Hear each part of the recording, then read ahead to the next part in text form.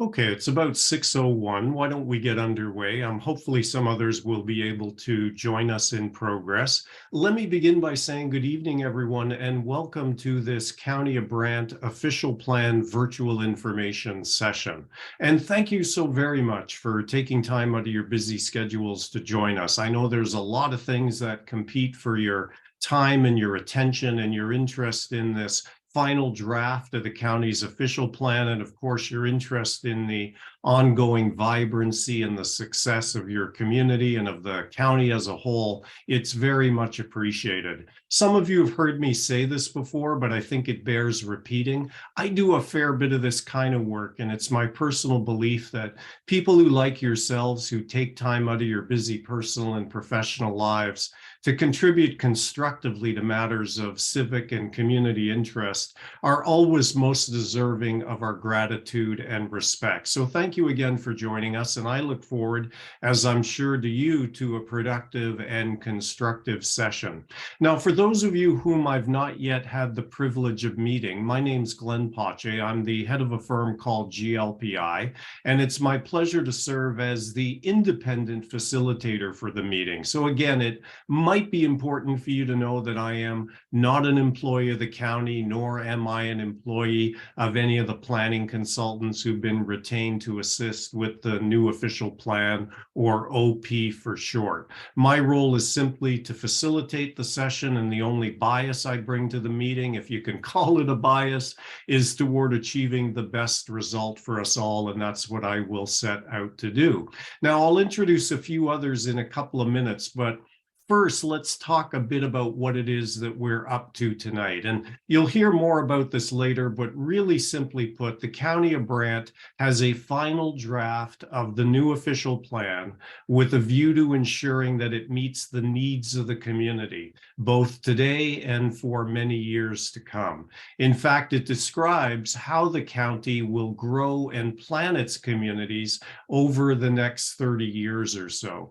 And the draft also ensures that the official plan is aligned with provincial policies and that it updates the framework for future land use in the county. Now, the OP initiative is addressing a variety of themes and topic areas. And again, you'll hear more about these later, but it's things like building healthy and complete communities and protecting what we value and planning for infrastructure and a bunch of other things. And tonight we're really focused on sharing some of the key policies and directions that are outlined in the new official plan. And by the way, the county has information on these and other topics, which is available on the county's website. So if you go to engagebrant.ca/official plan, you can find a lot of good stuff there. So again, that's engagebrant.ca/official plan. Now, we have a number of objectives for the meeting tonight, and they're reflected in the session agenda, which is as follows, and we can put that up on screen for you right now. We're obviously in the opening remarks component at the moment. I will provide in just a minute or two a bit of information about how you can participate in tonight's online meeting, and I'll cover a couple of housekeeping items as well. I'll also introduce some of the key team members that you'll be hearing from this evening, and then we'll hear from a number of County of Brant staff. And they will provide some additional context. They'll share the presentation on the official plan initiative, and it'll include an overview of the project history and background, including some of the key steps that have taken place as part of the process and notable legislative changes. We'll hear about the municipal comprehensive review. We'll hear about community structure and complete communities. We'll also, of course, share some of the notable highlights of the draft final official plan, and of course, a description of some of the initiatives and policy directions in support of the types of themes and topics that I mentioned earlier, and much, much more. It'll be a pretty full and vigorous presentation.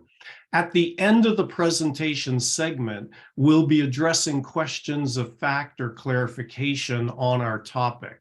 And County of Brant staff will address as many questions as there is time for this evening.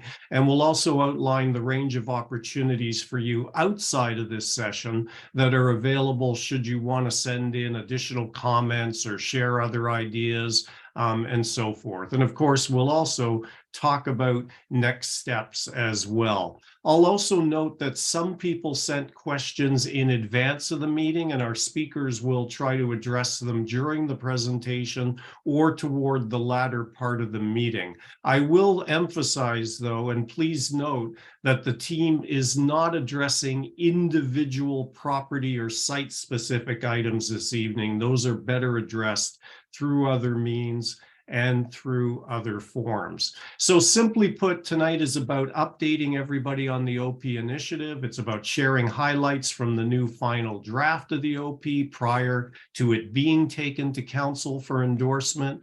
That'll include an overview of some of the policy directions and the tools in support of a variety of themes and topic areas. It's also tonight about providing you with the opportunity to participate by asking questions, and we will again outline other avenues for you to share comments. And again, we'll talk about next steps and where things go from here.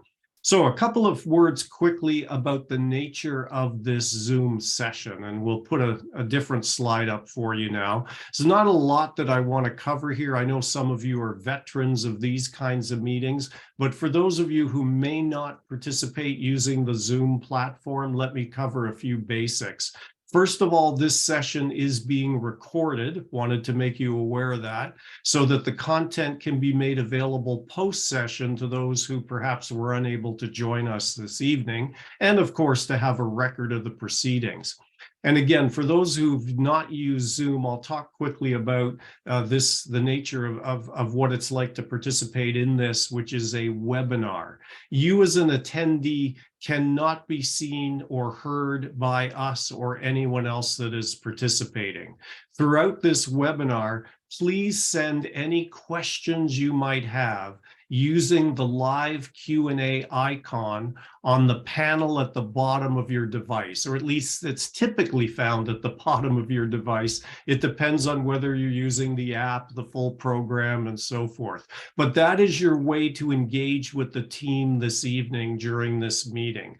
Again, during the Zoom session, questions can be submitted by using the written Q&A function, and the image on screen will help you to find it. You may have to hover your cursor over the bottom of your screen for it to show up, but it should be there. And for those who may not have the capability to use the Zoom Q&A function for whatever reason, questions can also be sent to the Brant Official Plan email address. And I'll say it once or twice so that you have an opportunity to copy it down if you need it.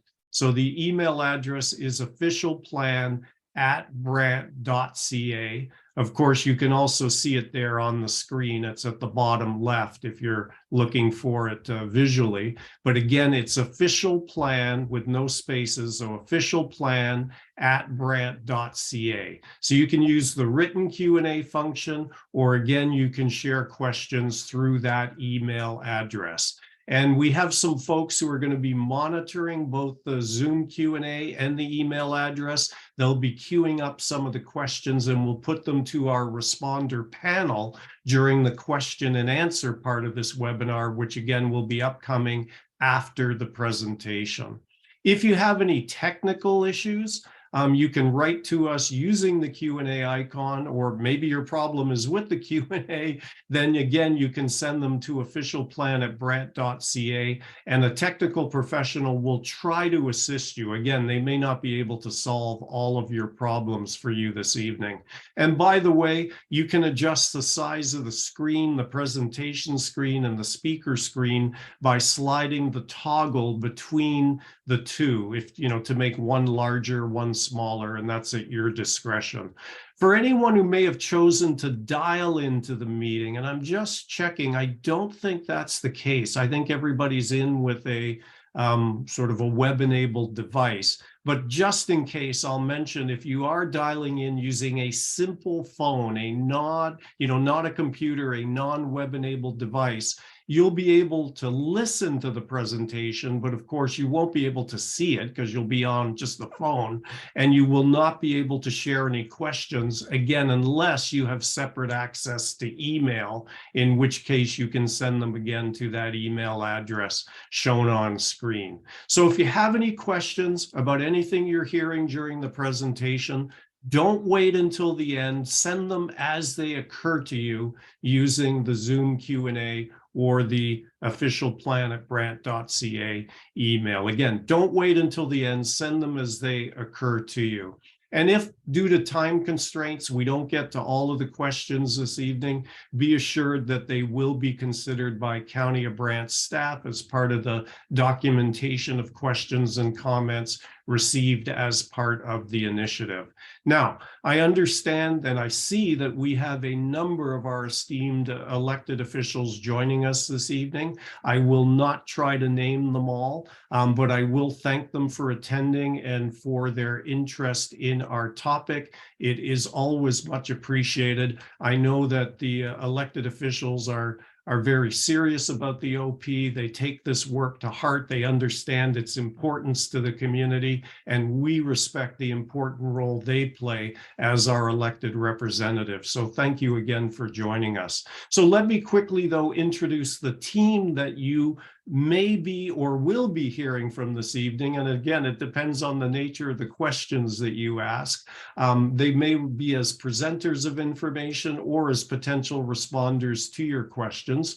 I'll invite them to just quickly turn on their cameras and to say a quick hello so that you can put a face to the name. But I'm actually going to begin with Pam Dusling, who's the General Manager of Development Services. And Pam, I know you wanted to say a little more than hello. I know you wanted to share as well a few words of welcome. So please go ahead before I introduce the others.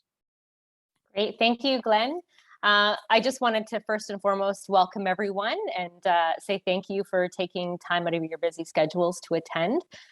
Just like Glenn, I will recognize that we have Mayor Bailey online with us tonight, and I think I see Councillor Pierce, Councillor Bell, Councillor Kyle, and Councillor McAlpine. So thank you again for joining us. A big thank you to our planning policy team, and you'll see their smiling faces on the screen now. Jen Boyer is our manager of policy planning, and her team, including Brandon, Jessica, and Michelle, have been extremely busy over the last number of years working on the draft official plan. And the last few months has been no exception. This team is a powerhouse. They're very intelligent, and they're bringing the very best policy information to the County of Brant. So well done, policy planning team, and thank you. And also a big thank you to our admin staff tonight, Sarah, for helping us out. So the new official plan has been quite a long journey for us of about 3.5 years. And in July 2021, the county first released a draft official plan and the MCR, or Municipal Comprehensive Review. And after in-depth public consultation, the county then submitted this draft to the province for comments in August 2021.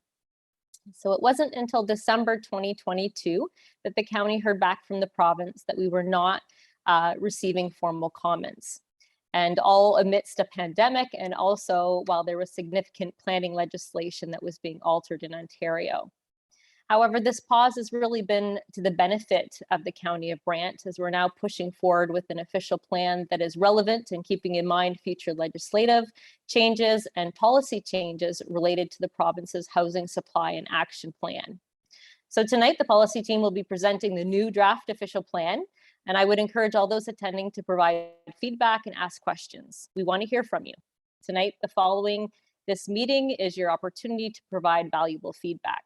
So the official plan is your plan on how the County of Brant will grow. Then the plan will move forward, is to go to council, having a statutory planning meeting under the Planning Act on May 29th and May 30th.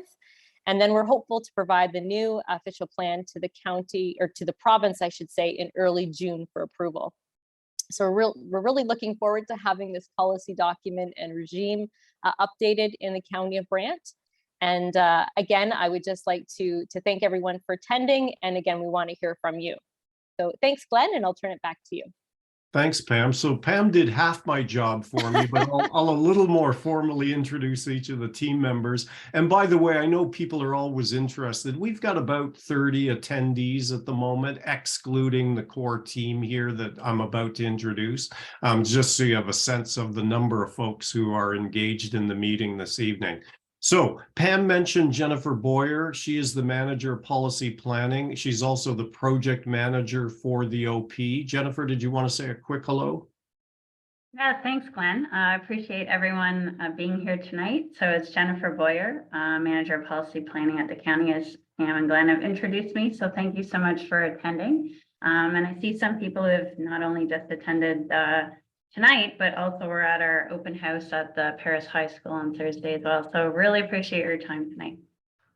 Yeah, that was a great meeting, by the way. If you weren't at it, we probably had about 140 people or so come out to the in-person meeting, and we wanted to offer both options to people, a virtual meeting for those who were interested and an in-person meeting. So thank you again to the 30 or so of you who have joined us this evening thus far. So let me do the other introductions quickly in no particular order. We have Michelle Schafel, who's an environmental planner. Michelle, quick hello. Good evening, everybody. As Glenn said, I'm the Senior Environmental Planner with the County of Brant. And we have Brandon Courtleave, who's a planner. Brandon? Good evening, everyone. Thanks for coming. I hope you enjoy our presentation tonight. Thank you. And Jessica Kitchen, who's also a planner. Good evening, everyone. Thanks for dedicating some time this evening. I know everyone's busy, so we really appreciate it. And last but not least, we have Sarah Diamond Smith, who's an administrative assistant to the team. Sarah? Sarah, did you want to say a quick hello? Hi, Glenn. Thanks. Happy to be here to support the policy team. Great, thank you.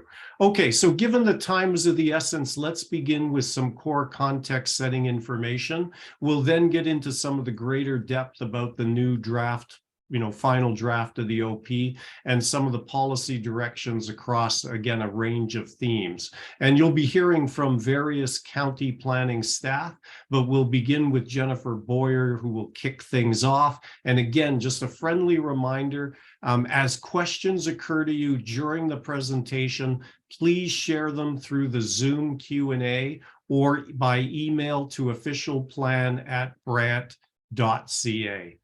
We very much look forward to getting your questions in, and we'll try to address as many of them as possible later on. And thanks everyone for joining us. Jennifer, over to you to start us off on the presentation.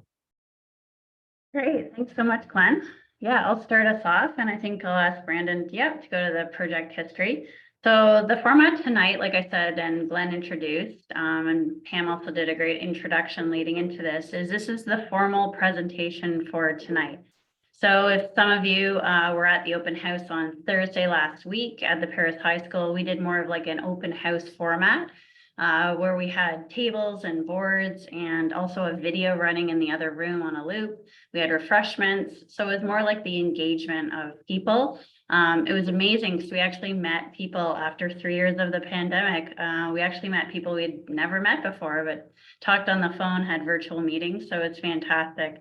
It was really honestly a great event, especially after all this time being locked down in COVID, doing most of this project virtually, which was very challenging, not like we were used to. So it's just great to get out and see anyone. And we aren't dismayed with numbers tonight just because we had such a great turnout last week. But we always find doing these virtual sessions that people watch the video afterwards as well. I mean, people are dedicating their time. It's sort of the dinner hour right now. We actually find that once it gets posted on YouTube, we do get quite a few hits. We also have other sessions going on. We presented to the Agriculture Advisory Committee this morning as well. We've also been talking to a lot of people. And just to let you know that we have received quite a few emails in the past few days based on last Thursday's session. Not to be dismayed, we will get back to you. We've just been preparing for this presentation tonight and also on tomorrow. But don't worry, we will get back to you. So we thank you for that. As Glenn said, this intent tonight is not to review people's site-specific questions, So if you put in the chat about like, oh, a certain property, it's not really for a public forum. I think I see a lot of you online that, we personally contact, and you know our phone number, how to reach us. This is really a formalized look at what we've done over the past 3 years. We're really sort of reaching the pinnacle of this project, just to get an overview and this formal presentation so we can also have it posted online. Another thing too, just in terms of some admin, the team, we're going to sort of tag team. I'm just going to do a lot of the introduction and history. Pam set us off very nicely just about what's been going on the last 3 years. Then I'll turn it over to Brandon, who's going to get more into our community structure, the land use, things like that. Then Jessica's leading us off with complete communities, a lot of the policies around those designations, the change. And then, of course, Michelle is going to lead us into protecting what we value in terms of agricultural and natural heritage, a lot of changes we're anticipating, how we green, setting up our toolbox and implementation as well. And then we'll wrap it up and turn it over to Glenn for Q&As. And then I think sort of leading into this, I'm just going to do a little bit more as add on to what Pam said as well about the launch of this history. So I remember it was November of 2019. I went to council and we launched the official plan. It was a special meeting of council. It seems like honestly a lifetime ago, 3.5 years ago, and 3 years of COVID.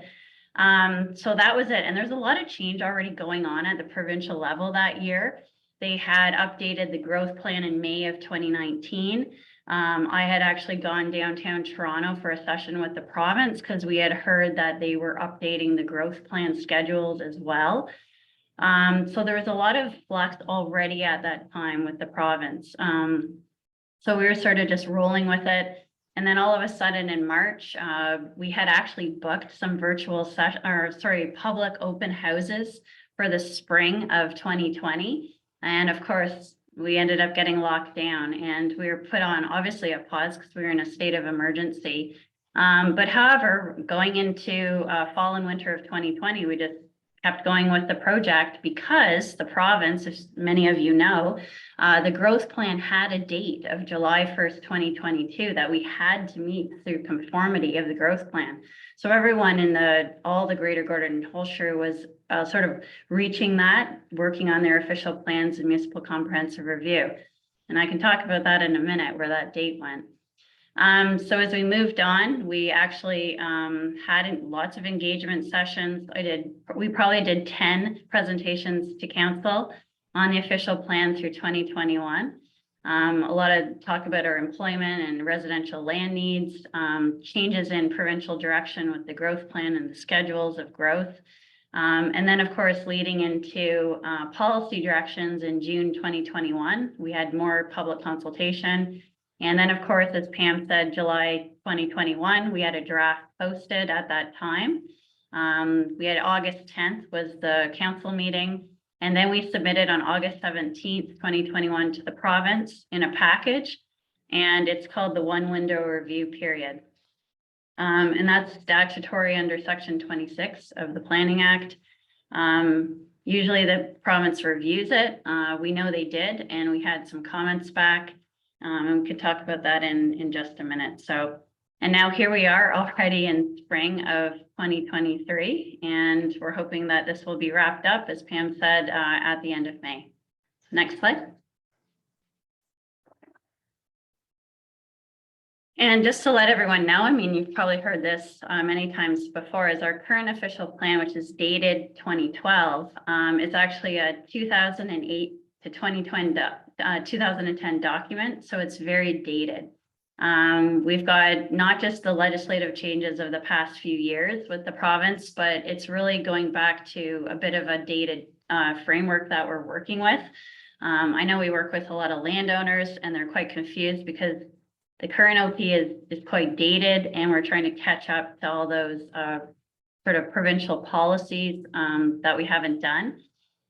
So that's where we're at, and it's been a lot of change. And so the anticipation of getting this done sort of in due time is really overdue. But like I said, we're sort of happy about the delay in the past sort of year and a half with the province, because there's just been so much change with provincial policy.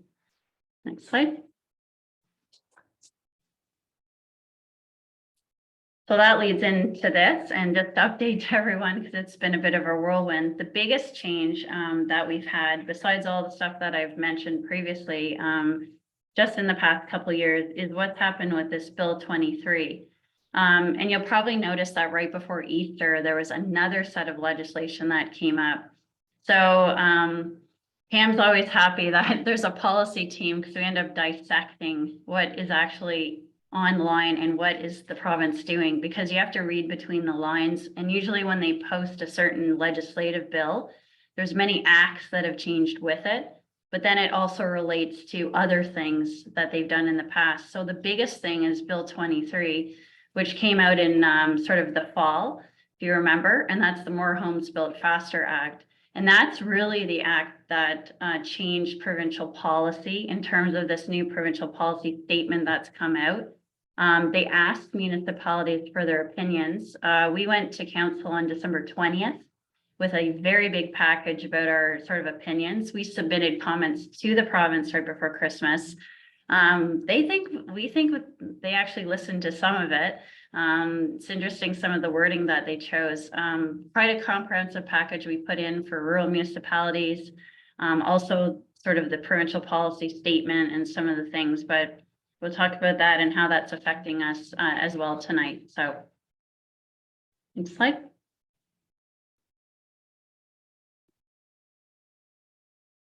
So the same thing, I've sort of done a review. So the one thing though is with all these provincial changes that have come is we always have to conform to them over time.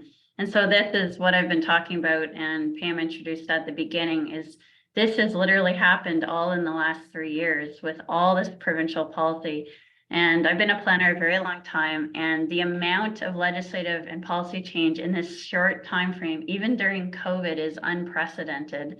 I actually have a timeline of the past 25 years in my office of all the different changes that have happened over time.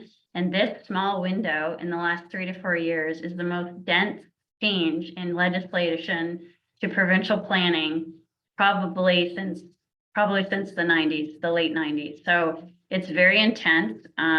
We've tried to keep up to it. It's change planning process and development review, but also what we can anticipate in terms of the actual policies itself. So that gives you sort of a timeline of sort of where we've been over the past few years. So next slide.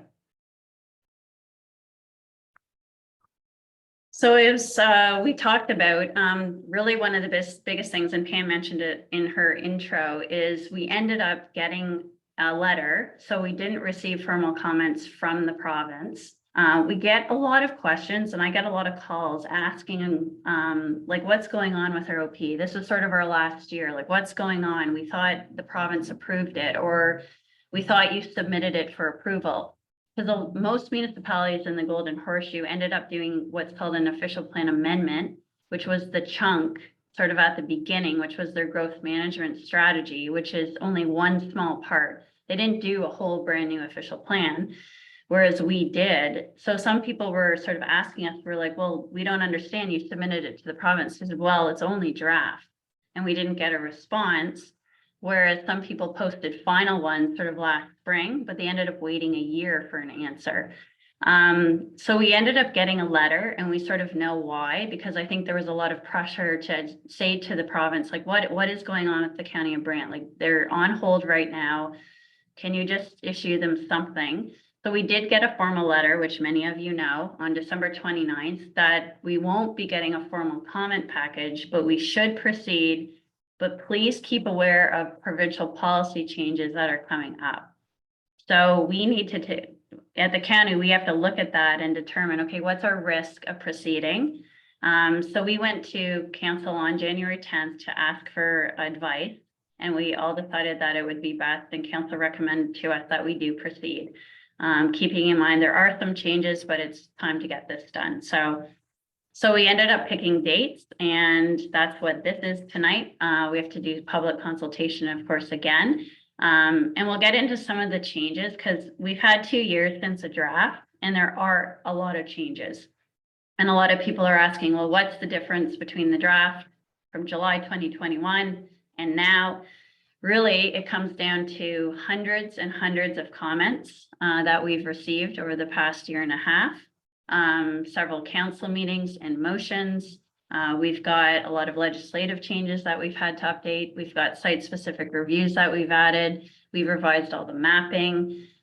So there's a lot of change, but obviously it looks a lot different because it's been reformatted and edited for clarity and things like that. But we'll talk about some of those changes coming up. Next slide. Jennifer, if I can jump in just before you leave, or if we can go back to that slide. Somebody just had a quick question about the part on the bottom left there. Is the council meeting on both the 29th and the 30th? And is it a special meeting of council? Oh, that's a great question, Glenn. Yeah, thanks for pointing that out. Yeah, so they're both special meetings of council and they have to be under Section 17 of the Planning Act. So that's the reason for that. And we decided to do 2 days because that's what we did both times in July of 2021 and December 2021. Because our council does the meetings at night usually, there's not enough time.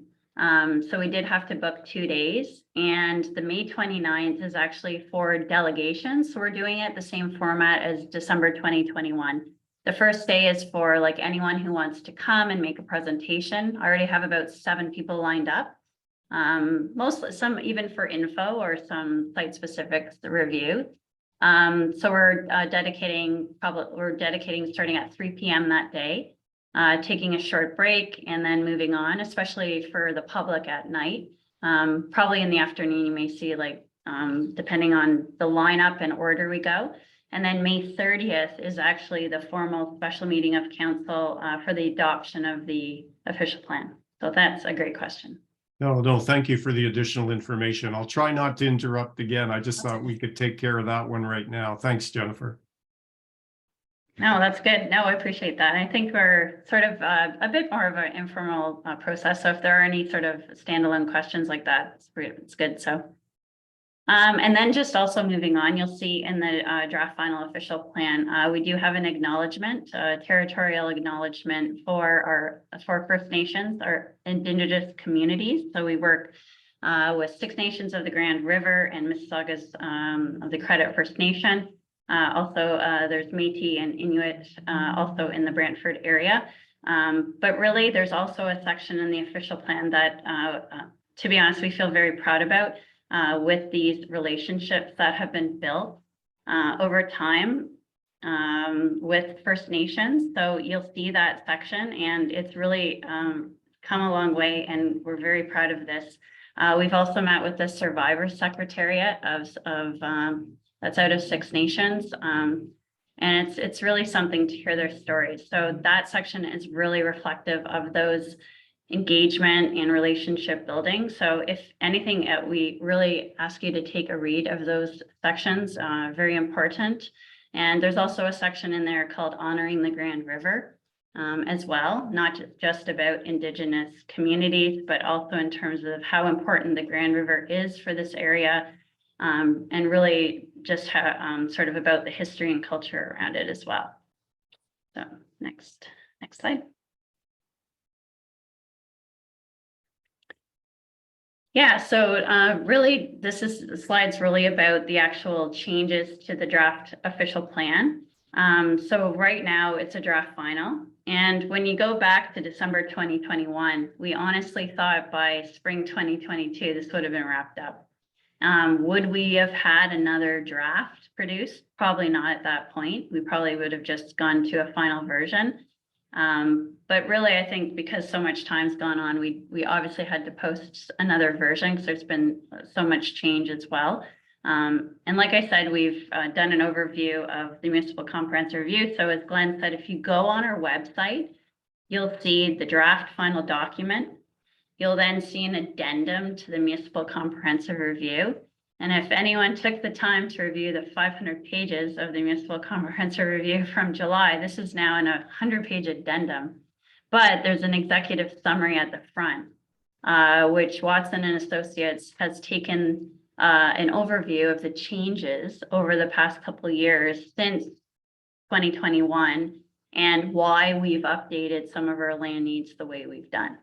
And really it has to come down to what I'll get into in a minute about changes with even more employment lands being taken up, developed, even more of a deficit, changes in terms of the structure, also anticipating some of these provincial policy changes as well. So this gives sort of like the focus on what we've been doing over the past sort of year or so about making those tweaks, making the best policies we can, and also having this like toolbox in terms of helping our development planners to really sort of adhere to how they're going to implement this OP. Next slide. So just an overview in terms of the municipal comprehensive review, especially in terms of the provincial policies. Many of you heard this information over and over again the past few years, just about our growth forecasting. You'll notice there's a slight tweak in the draft final OP. The province actually told us to look at some of the decisions that have been posted from other municipalities in the language that has been used. And also in terms of the new provincial policy statement, this was quite a debate 3 years ago with council about the forecast and the change with the growth plan. It was called Schedule 3. Which was really sort of the anticipated sort of forecast in terms of residents, which is population, and employment, which is jobs. And they work symbiotically. You can't cherry pick one number over the other. They work together. Because if you don't have people, you don't have jobs, and vice versa. And in terms of how we're anticipating that. So in terms of our forecast, we're still anticipating a forecast of around 59,000 people by 2051. But what the province has said is they're not changing these forecasts. We've done some sleuthing and I've talked to the province as well. But what they're saying is it's a minimum of at least 50,000 people. So our job as planners and policy and forecasters is every 5 years we have to review, and every year we have to do an update to that forecast. And you can actually see here, it's in the municipal comprehensive view online in the addendum, but you can actually see the difference between 2001 and 2023. There's slight tweaks, but we're actually right on our targets. It's amazing when you think about it, but we're very confident with these numbers, meaning we don't have to go to a high forecast. We've done the math, and that's what we hire Watson for. But if you see these numbers, really very minor tweaks, because we've had an upsurge in obviously building permits, and some people thought it was just so much more, but it's amazing when you look at these numbers. So just wanted to provide that overview. Next slide. And one of the biggest things, as I mentioned, though, is when we presented in July of 2021, we already had a shortfall of employment lands. There's a bit of a difference in the county just because we are a rural municipality overall, an outer ring, as they say, is we do have employment lands in sort of our primary settlement areas, you know, Paris, St. George, and Burford, but some of it does not have current servicing available. So it's what we say, especially around the highway area, about prestige employment. Those are sort of our secret employment lands, especially they're targeted sort of for provincial review in terms of our provincially significant employment lands. And in terms of the uptake, even over the past 2 years, you'd think with, as you know, the market, the housing market, well, it was the same with employment lands. As many as our elected officials know, unbelievable amount of land that has been gobbled up over the past 2 years, and it's going like hotcakes at a high price. So you can see that the 2021 municipal comprehensive review, we had a deficit of around, 105 hectares. Well, now it's even more.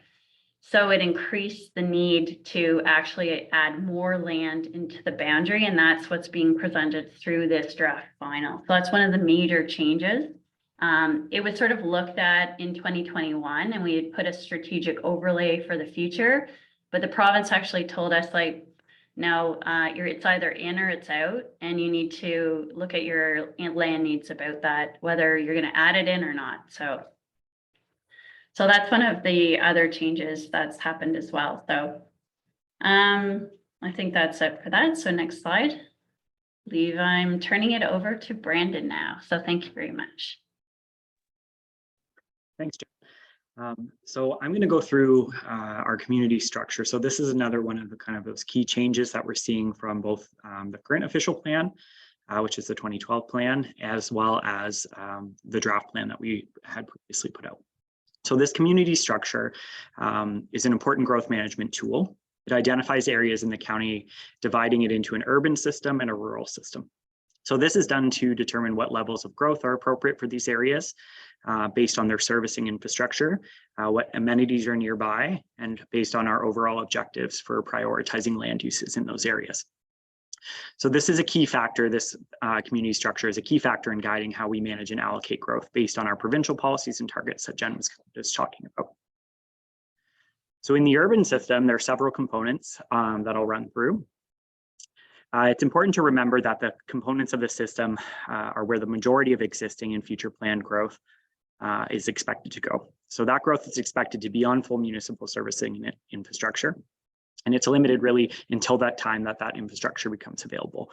And that's done through studying and making sure that we're phasing our growth properly. So in the rural system, there's limited opportunities for growth, and that's because of the private servicing infrastructure. So growth is directed to certain areas in that system, like our rural settlements, the villages and hamlets, or to some degree to our rural lands. So this is done to protect the agricultural community and to support our rural character. So this is a map visualization of the overall community structure of the county's official plan, of this new plan that we have put out. So it divides the county, as I mentioned, into an urban system and a rural system. So it shows here the three primary settlement areas of the urban system, so Paris, St. George, and Burford, and then the remaining portions of the county of Brant, including the villages and hamlets as part of the rural system. So the urban system itself is designated by provincial policies, and it's something that we incorporate into our official plan. And like I said, it's meant to accommodate most of the county's existing and future planned growth. So each of these three settlement areas are divided into community area lands and employment area lands. And Jen kind of went through that idea of the land needs assessment and how they do all that math just to determine if we're meeting our needs for the projections to 2051 for both community area and for employment area. So these areas are separated out to keep things like noise and traffic that are common with these kind of uses, the employment uses, away from sensitive uses in the community areas like housing or schools. They're also divided for the purposes of determining how much land is needed for future growth, as Jen kind of mentioned. So community area lands themselves are intended to provide housing, park space, similar amenities like that to the community. They're divided into two components. The built up area, which is shown on this mapping in red, where the development has happened in the past and infill development is going to be encouraged to use existing servicing infrastructure. And then the second component is the designated greenfield area. So that's shown in the dotted kind of hatching on these maps. And those are lands intended to be developed for future needs. So sometimes those lands that will be in the form of farmland, but they are within the settlement area, and it can be stuff that's been designated for 20 or 30 years in advance because we're thinking very long term. And generally speaking, that growth doesn't happen until servicing infrastructure becomes available. So that's why it is very important to get involved with the official plan process, because some of these lands will be designated so far in advance that when we do see the growth, like we see now in certain areas of the county, it can be a little bit confusing about when that growth was kind of allotted or designated and how that kind of comes to fruition. The employment area lands are shown on these maps in blue, and they generally accommodate larger employers, kind of industrial in nature, and are usually located near key transportation corridors.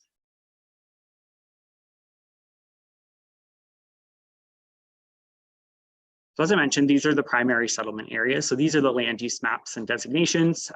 And I believe Jessica is going to speak a little bit more about designation shortly. But as part of the urban system, our primary settlement areas include Paris, St. George, and Burford. which are the county's largest towns. So these settlements keep their same structure as the current official plan. They have the built up area, they have their designated greenfield area with their community lands and employment lands. Some of them have existing full municipal servicing and others have limitations to that or no servicing available. So these primary settlements vary in size, they vary in diversity of uses, and are only considered urban in order to accommodate future planned growth. And that only is to happen when there's full municipal infrastructure available. So that, first of all, needs to be determined through feasibility studies to see if it's even possible to bring servicing to those areas. And we see that happening in Burford. That's a very important study that's ongoing right now, and something that's very important to be involved with. And similar studies in St. George. So the updated land use designations being applied to these areas will help us kind of as we move forward with those studies. Making sure that growth is better managed, it's flexible in certain senses, but then we're making sure that we're directing development in line with community needs.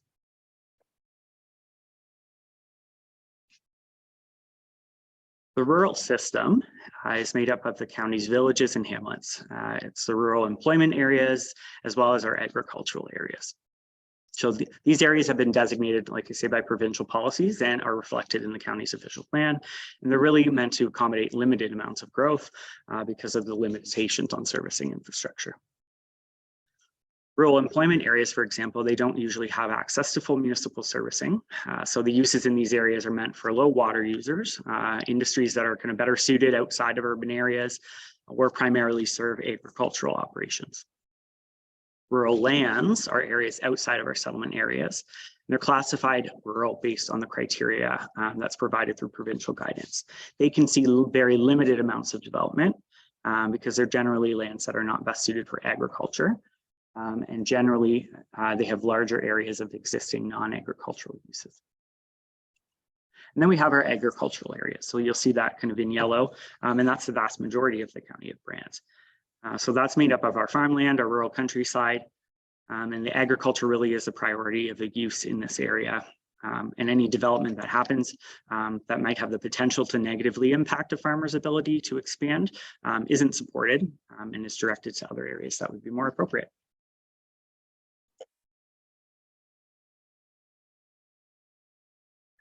As I mentioned, one of the key kind of components of our rural system is our villages and hamlets, which are called our rural settlement areas, and they're meant to be the focus of limited rural growth in the rural system. So they have opportunity to provide a mix of amenities and housing options without negatively impacting farming operations outside of the boundaries. So many of these communities are on private well or septic services, and they vary in size and the amount of land that's still available for development. The rural community character is a very important aspect of these areas, something we heard a lot about during our consultation. There's a very distinct identity and impression that these communities have that is left on residents and visitors. And this is made up of intangible things like buildings or landmarks, but also intangible things like the history of these settlements and their customs. So it's important that the limited growth that these rural settlements do see is very appropriate for them and complementary to their individual character. So with the help of what we're calling a complete communities framework, that's something our new official plan is doing to guide growth, growth and development, I should say, in a way that provides opportunities for community feedback, which will be a key component of how these areas grow. So there's a lot of defining elements in these communities that we're using as part of our complete communities framework. And I believe Jessica is going to go over some of those as well. So I'll pass it along to her. Thanks, Brandon. So building on what Jennifer has mentioned with growth in the new official plan and also building on the community structure, which Brandon just went through, I'm going to touch on the complete communities framework. So this framework comes from the province's A Place to Grow growth plan for the Greater Golden Horseshoe. And of course, we need to align with that as provincial policy, but we also have the opportunity to build on it as well. That's just a minimum, so we can build on it and develop some made in Brant solutions as well. So the county's framework sets the policy intent for development, intensification, and redevelopment throughout the county for both existing and newly developed areas within the urban and rural settlement areas. So the county's complete communities framework will require complete community design, including a range of mix and supply of housing types and tenures. And we've included very specific definitions to provide guidance on different housing types, different housing options, tenures, very different than our current official plan, and we're pretty proud of that. And that's really to assist in guiding and meeting those community needs as we continue to move forward. The complete communities framework will also require a range of transportation options and transportation network design. It will also require that we ensure accessible and equitable communities for all residents throughout all areas of the county, and also look to conserve cultural heritage resources. So we know that the county is very rich in cultural heritage resources, and we should look to preserve those. They very much lend to the character of different spaces and places throughout the county. It will also include a diverse mix of land uses. So in the current official plan, we see some very strict language in terms of policy and land use application. So we've really moved away from that through the new official plan. We've created, and we're pretty proud also of the very flexible language that we've been able to incorporate throughout all designations to really try and strive to create complete communities throughout the county, including different mixes. So where there may be residential, including neighborhood supportive uses, some commercial supportive uses, as well as employment supportive uses, where appropriate. So as I mentioned, these policies for complete communities framework do not just apply to areas like Paris, St. George, and Burford. They really are intended to apply throughout the county of Brant within all of our communities.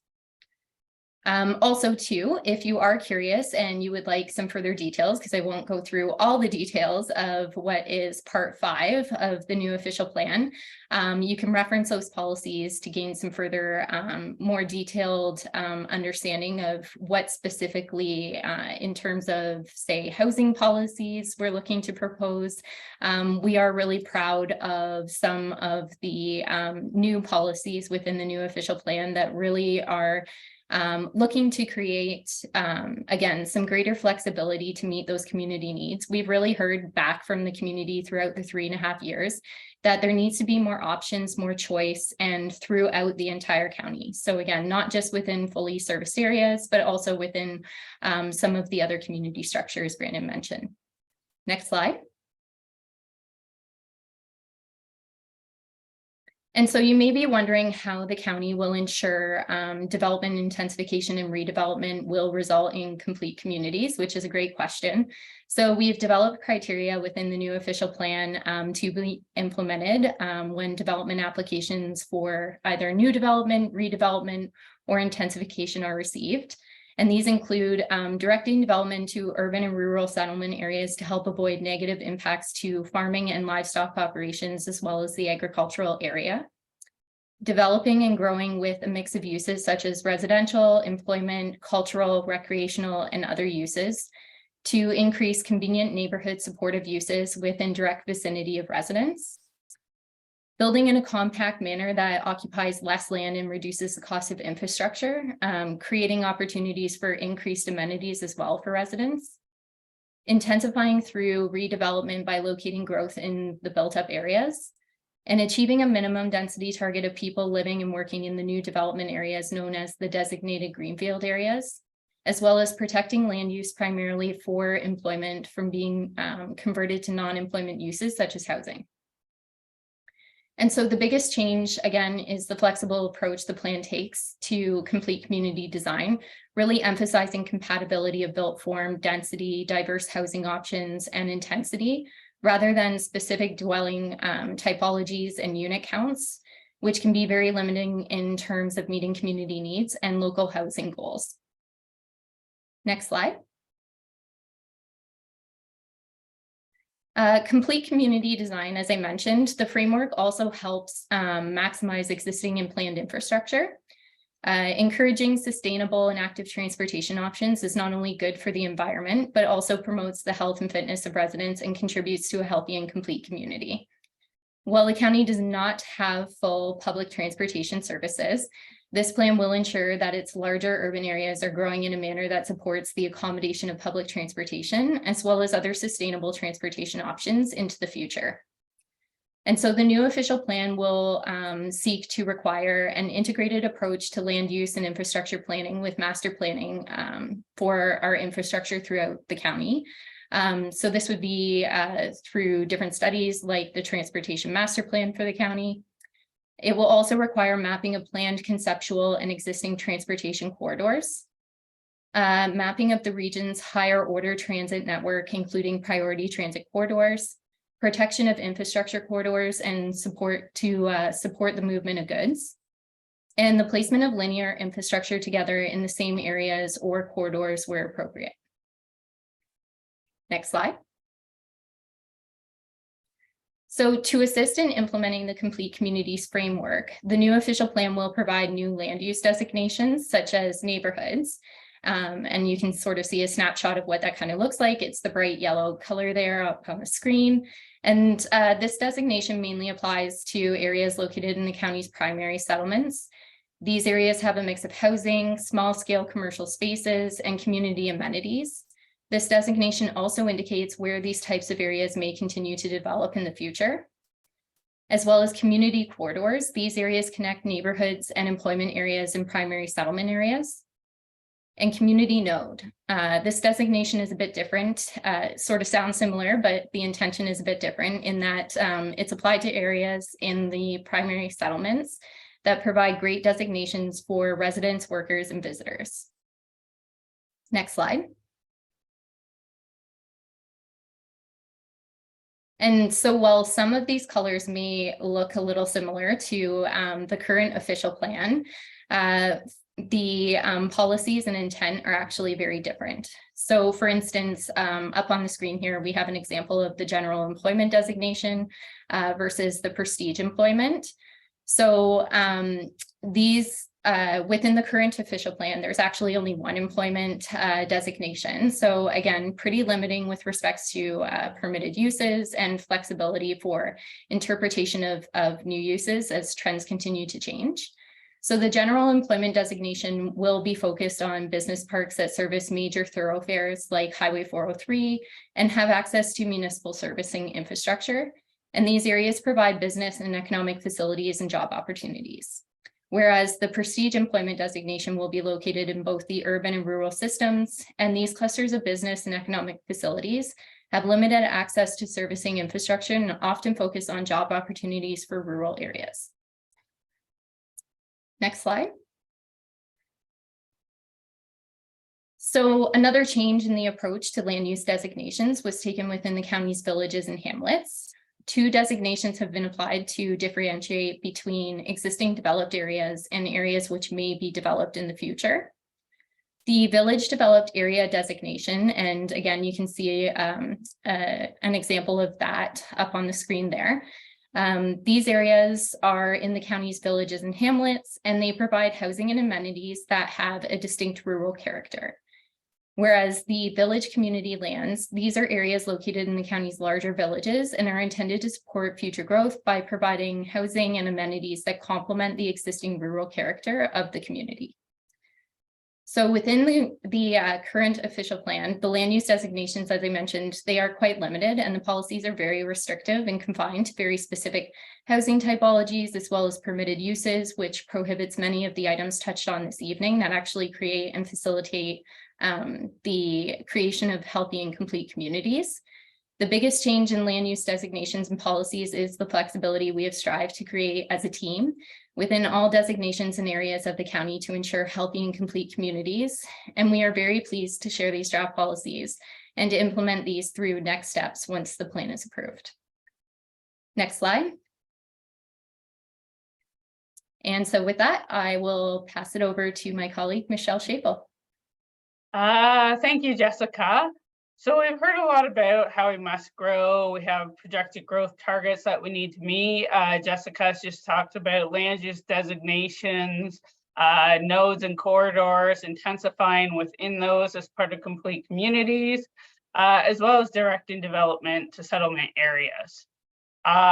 And as part of this official plan process, as part of this online surveys, as part of virtual meetings that we've held, as well as delegations in front of council, we've held a very common theme from the public on what we need to protect. And starting with water resource systems, so looking at our drinking water, which is important to both humans and animals.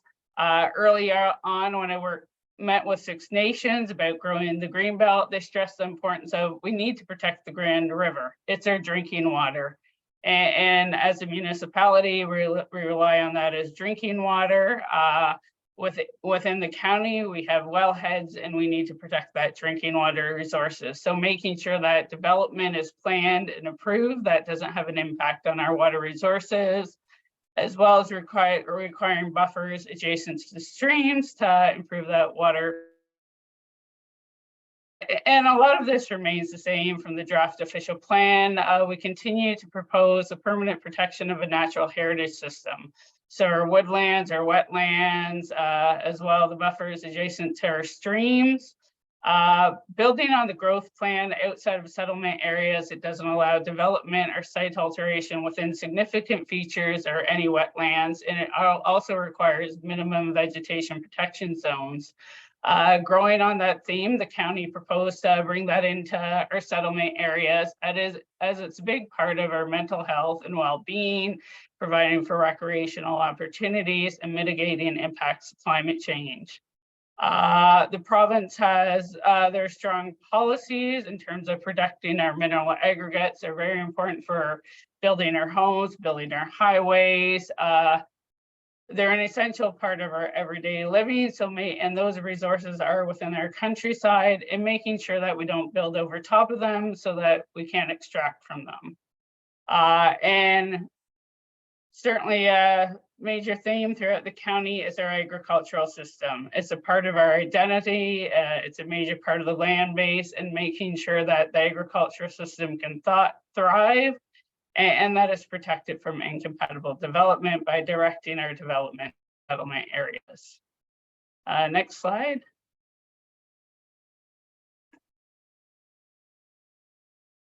Next slide, please.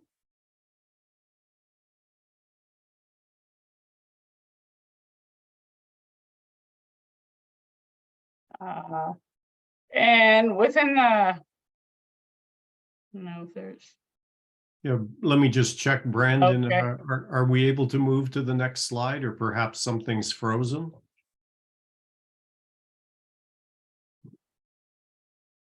Or maybe we've lost the connection with Brandon. Maybe, Michelle, you can at least begin to speak to the next slide, and then we'll try to get perhaps somebody else to bring it up on screen.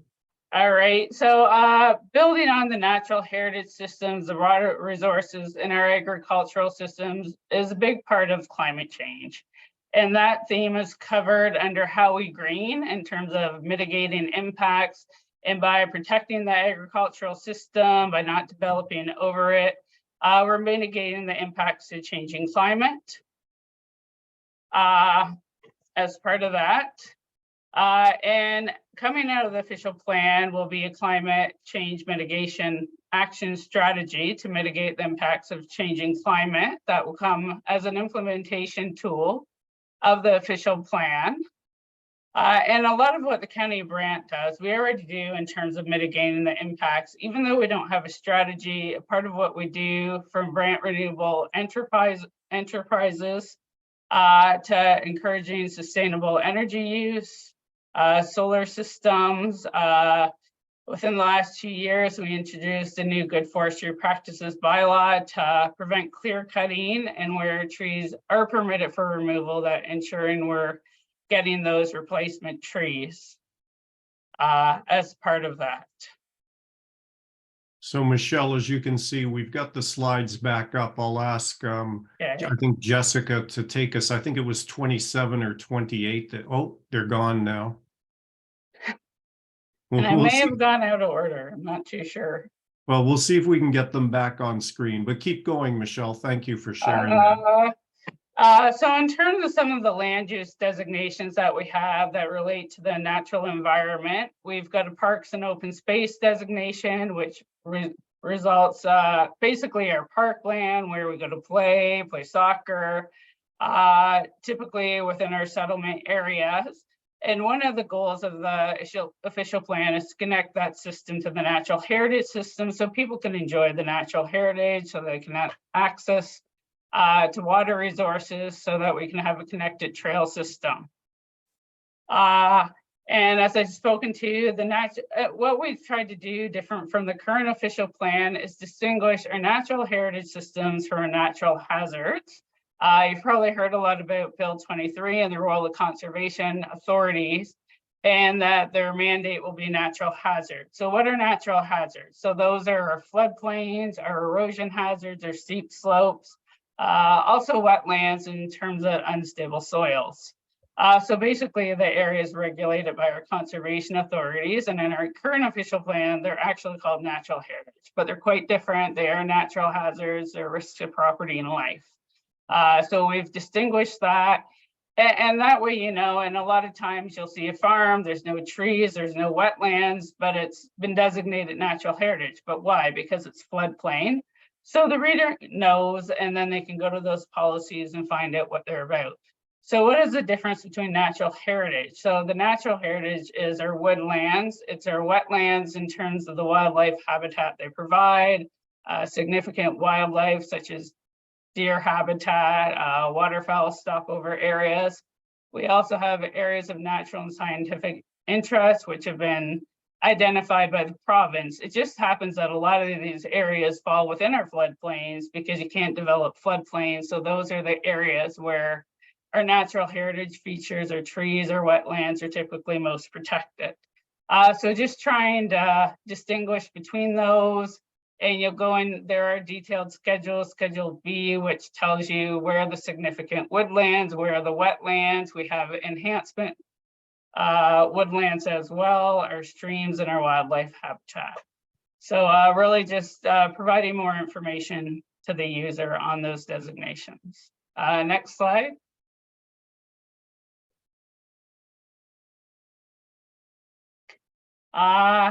And Brandon talked about, and Jessica, about our rural lands and our agricultural system. So it's been divided into 3 designations. So our rural lands are, there's not a large portion designated as rural lands. It's areas where it might not be, uses that might not be appropriate within a settlement area. You might allow uses such as resource-based recreational and tourism uses that you wouldn't want to have in a service settlement area, or that just maybe it requires natural heritage resources for an ecotourism aspect, cemeteries, home-based industries. As part of the new provincial direction that was recently proposed, it was allowing severances and trying to create more housing in the agricultural area. So how do we do that? How do we balance that without while protecting our agricultural? And over the years, we've heard that if you create a new lot, you create a new non-farm residential use, then what that does is it hinders a farm from being able to expand. They have to adhere to what's called the minimum distance separation formula. So if there's a new house that's built, then a new livestock operation has to be a certain distance away. So how do we provide for housing, allow for more choices, meet the provincial direction, while protecting our agriculture? And these are just recent changes. So some of the policies that you'll see, we talk about a residential infill formula. So perhaps say you have a 2-hectare lot, maybe you divide it into 2, having a new house between 2 non-farm residential units where the impact is already there. So that is something, again, this is new provincial direction. As part of the draft official plan, we were directing non-agricultural severances towards our settlement areas to protect that farmland, but it's something now that we're looking at policies and how to find that right balance. Within the countryside designation, again, not a lot of land is taken up by this designation, but it's existing clusters of non-agricultural uses that currently exist. And the primary designation throughout the countryside is the agriculture, where the primary use is agricultural uses, normal farm practices. Also in support of those uses are agriculture related uses and on-farm diversified uses. And it is a large part of the economy in the county of Brant. and certainly providing the food that we need to sustain ourselves. So trying to find the policies to protect that and make sure it remains agriculture and directing uses such as employment, commercial, and residential terrace settlement areas. Next slide. And I'll just go over this as I just went out of order on how we green. So that's the climate change policies within the official plan. So I'll just, so where do we go from here? We've done the final draft official plan. We've taken all the input that we've received over the years. We've incorporated it into the final draft official plan. And once the plan, once it's adopted, approved by the province, we would be looking at how do we implement this? How do we make all these great ideas a reality? So part of that is when we're getting development applications, meeting with applicants, discussing ideas, how do we adhere to the policies and meet the goals and objectives of the community that are expressed in the official plan. A very important tool coming out of the official plan will be the zoning bylaw. So making sure that the zoning matches the land use designations and the permitted uses within the official plan.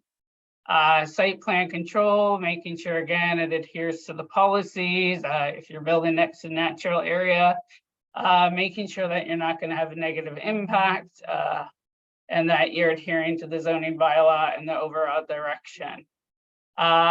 Community planning permits, it's a tool that's been around for quite a while, but it's not commonly used. It's similar to zoning bylaw, but rather it combines minor variances, zoning bylaws, site plan control, urban design. You can also look at vegetation removal. It combines many tools into one, into like a simplified planning process. And rather than looking, say, rigid setbacks, lot line setbacks, rear yard setbacks, height, you look at the overall vision. Is it being achieved? Does this development make sense? Is it good planning? So it's one of the tools that the county may be looking at as an implementation tool and looking at urban design, creating those complete communities that we've heard a lot about. Community improvement plans, so it might be in areas such as downtown and improving the facades and businesses within the downtown core. We've heard a lot about heritage throughout this official plan process, importance of protecting our cultural heritage buildings, a lot of the concentrations within downtown Paris, St. George, as well as in our countryside. You've got the rural barns, the farmhouses, cultural heritage landscapes, and how do you protect that? And the heritage conservation districts, the idea is that you have a large concentration and you can do a comprehensive plan to protect those. Another important aspect is design guidelines, the architectural, how does it look, making sure when you are developing, if you're building up, you're intensifying that it blends together with historical built areas, the surrounding landscape, as well as perhaps green building design guidelines as well. And as part of, even though this is a 30-year plan, it's a long-range plan looking at transportation, infrastructure, where we're going to build. But the reality is planning changes over time. We've seen in the last year, Sean talked about numerous changes at the provincial level. We need more housing. We've created policies that allow additional residential units as of right. So that's one of the big changes. So we're going to need to monitor the official plan and as it provincial changes, if they continue to come out, making sure that official plan is keeping pace with those changes and just changes in policy in general. Next slide.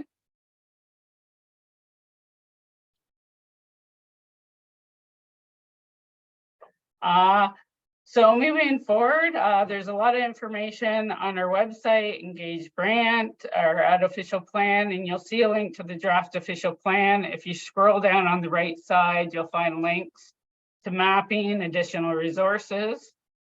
Certainly, please provide, if you have comments, providing written comments to the official plan team at the address on the screen and on the website is great.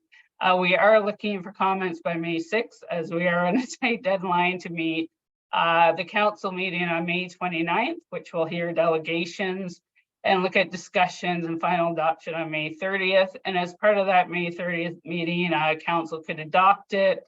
They could make modifications. They could ask staff to further research stuff. Once the plan is adopted by council, it would then go on to the province for approval for their review. Next slide. And I believe that's the conclusion of it. So just again, the contact information, where to find more information. Certainly the official plan team is here if you have any questions. And with that, I believe we're moving on to question and answer period. Thank you. Great, thank you. And thank you to all of our speakers for the very informative presentation. And again, for those of you who are wondering, our participant numbers have bumped up to almost 40 now, which is terrific. And thank you to all of you for participating in tonight's session, both for your interest in the topic and for the questions that have already been provided. There are a number of them, and I will get to them in just a moment. For those of you who may have joined us in progress, my name is Glenn. I'm serving as the facilitator for the session, and you've been listening to various County of Brant planning staff as they've taken us through some of the core new official plan related information. And for those of you who may have missed this earlier, if you do have questions of factor clarification, please send them through using the Zoom Q&A function, or send them to by email officialplan@brant.ca. Again, that's officialplan@brant.ca. So let's move to the Q&A component of the session now. And as the questions have been submitted, staff have been reviewing them to identify those that are similar in nature, with a view to addressing some of the duplication. And in some cases, they've been consolidating multiple questions into a single one. So please don't worry if the question posed this evening isn't exactly as it was asked. We're trying to cover multiple things with fewer questions. And again, if we don't get to all of them this evening, be assured that county staff will be reviewing them and they will be documented as input to the initiative. So let's get to your questions, and I'm going to start with the general one. And Jessica, maybe I can call on you for this one. Some people have noted that they're aware that the county is engaging right now in a strategic planning process, which addresses some similar topics. And I think they're wondering, somebody has said, how is the new official plan different from the county's strategic plan? So can you give us a little bit of clarification there to start us off, Jessica? Sure, Glenn. I'll do my best, and that's a great question. And I think I would be probably asking the same question just in regards to timelines if I weren't working on this project specifically. So to try and answer that, the county strategic plan sets the county's direction for the future and identifies council's vision, values, and strategic focus over the next 4 years. Whereas the official plan is a policy document that really seeks to guide the short-term and long-term community development.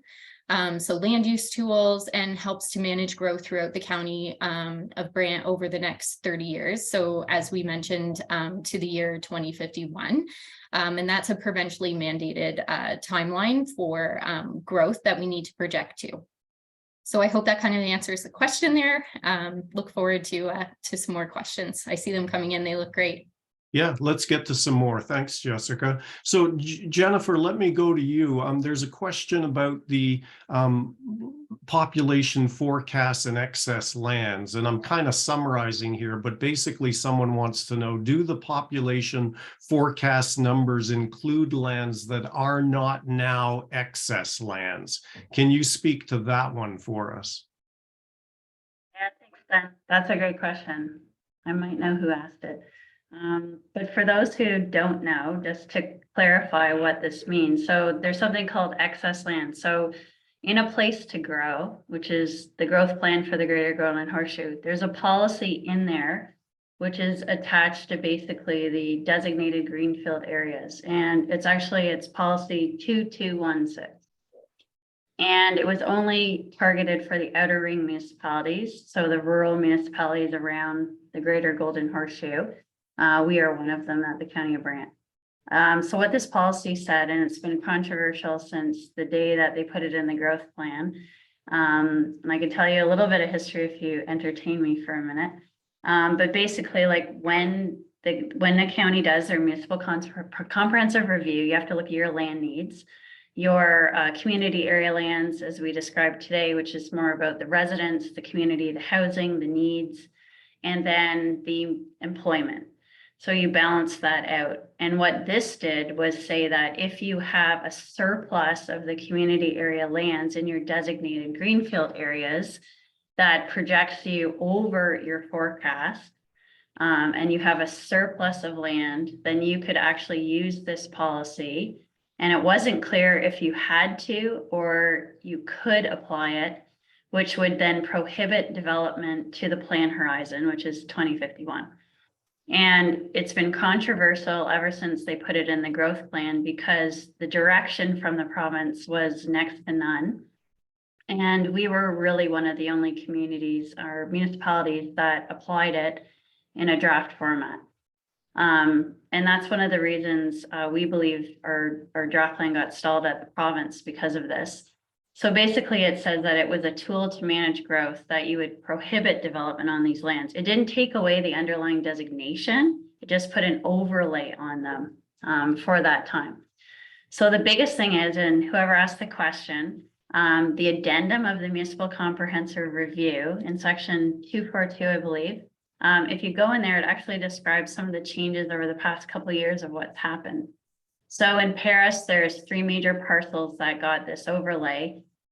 Since then, we have complete applications in process already on those parcels as well that were deemed complete. And they've also been appealed to the Ontario Land Tribunal. So that's the number one reason.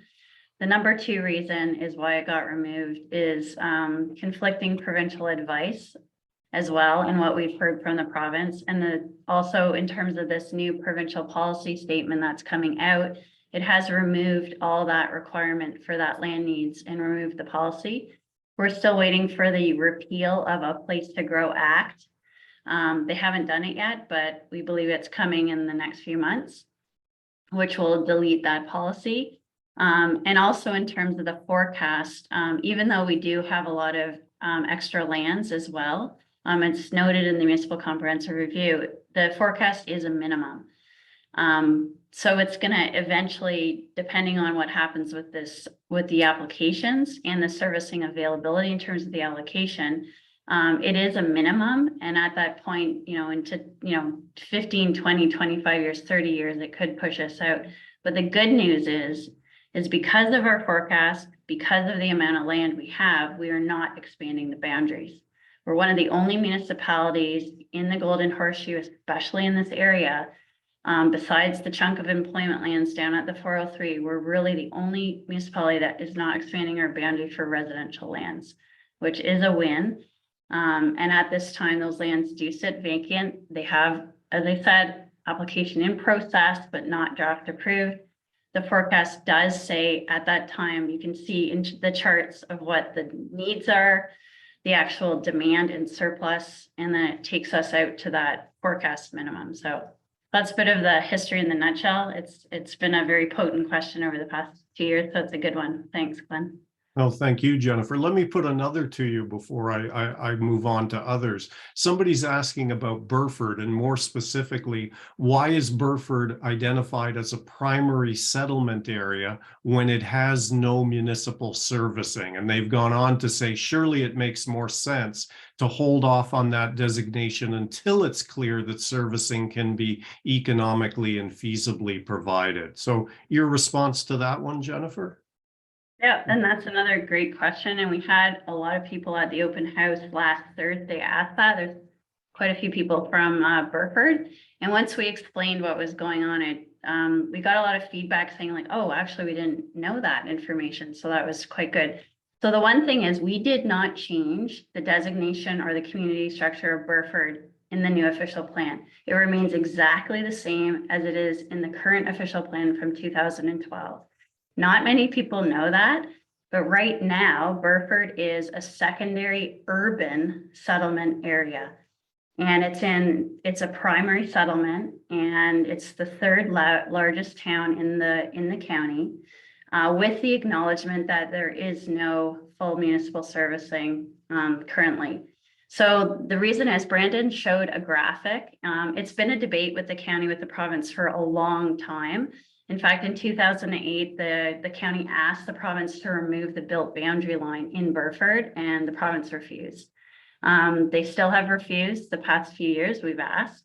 So what that means that Brandon showed you a graph of the community structure. It's in the official plan. It's also online in one of our glossies, we call it. And it shows you the criteria you need to become a primary settlement area. We call it the thin red line. It's called a built boundary line. So you see on the map of St. George, Paris, and Burford, it has a thin red line around the core. That's the built boundary line. It has a built up area inside it. I think they're going to pull it up. Yeah, we're going to see if we can put that on screen for you, Jennifer, but keep going. Yeah. And also there's, if you guys want to pull up the actual, I think there was the graphic of the 3 settlement areas. So you actually see on the schedules of the official plan, this thin red line around the built boundary. And then it's got something, yeah, there it is right there. That's been like that since 2006, that line. And the colors even, we've sort of morphed the same colors as the current official plan and now, just to give some similarity to people. We actually aren't changing it. What we're taking out is the word urban. So again, Burford right now is a secondary urban settlement area, meaning it's an urban settlement, but back in the day, 15 years ago, they came up with this secondary title because it has no servicing. It's not an appropriate title for a settlement, calling it primary, secondary. It's just, you're just a settlement area, and what category are you in? But it's the acknowledgement, and in the official plan, it acknowledges, and we do have some tweaking of wording to do, just saying like, there is no servicing. And if there is no servicing available, you can only do minor infilling and minor rounding out on private servicing. And that's been the case for the whole time, basically. And any large scale development can only occur on full municipal servicing, and especially in these areas, because otherwise it's not going to meet the criteria. So, and as Brandon mentioned, like there's some studies ongoing. It's really about feasibility, whether it's even possible at all. You'll also notice in the infrastructure section, in the official plan, there's a section we wrote in about Brantford as a servicing provider, because Brantford also is providing services partly to Oak Hill, Keensville, and Mount Pleasant. So that's part of this. So in reality, we didn't actually change anything. Again, there's a lot of history there, but hopefully that answers the question. Great, thanks, Jennifer. So I know we're moving into our, might be our last half hour. We wanted to not go any later than 8 o'clock tonight to be respectful of people's time. Let me put a bunch of other questions to the team, and I'll ask you to be as concise as possible so that we can get through as many of them as possible in the time available. Jessica, I think this one might best go to you. Someone is wondering, will the proposed village community designation implement a minimum lot area for residential subdivisions? And they've gone on to say that they are asking because they recall in a prior draft of the OP that it included such a requirement, but that they're not seeing it in the most recent draft. So would there be a minimum lot requirement as part of that village community designation? And if not, where did it go? Why was it in a previous draft and not in this one? Go ahead, Jessica. So that's a great question. So typically where we see those detailed downloaded implementation requirements would be within a comprehensive implementing zoning bylaw for the county. So we do have requirements such as, minimum lot area or minimum lot frontage within our current comprehensive zoning bylaw. We will need to undertake a comprehensive review of the county's current zoning bylaw 61-16 once this new official plan is approved. And so folks may see those types of requirements within that document more so than within the official plan. The official plan really just sets the general overview for land use and development and guidance through policies and framework. So Jessica, one more for you, and I see this a lot in these kinds of meetings, but somebody's wondering, how do you quote make, and that's the word that's in the question, how do you make the developers provide the range of housing options, especially for affordable and attainable housing? So I know you can't make people do anything, but what are some of the tools available to you? Sure. So that's another really great question. And I'm happy to take that one on. So as I mentioned, the team worked diligently on developing some very flexible housing policies, and some of those housing policies seek to promote and encourage affordable and community housing. So under Part 5, we have created quite a substantial list, if I do say so myself, of different tools to incentivize specifically affordable housing throughout the county. So again, not just within the urban community structure, as Brandon touched on, but throughout the county where servicing is appropriate. To support the proposed development. So different tools, whether it be through working to grant development charges, working with the developers, I think is a better idea than trying to make someone do something. I think working together and developing partnerships creatively with different developers or nonprofit housing providers, that's definitely something that the county is always striving towards. I think in future, we're obviously looking to build on those. We've developed a great relationship with some folks. So that's obviously something that we're looking to build upon in the future.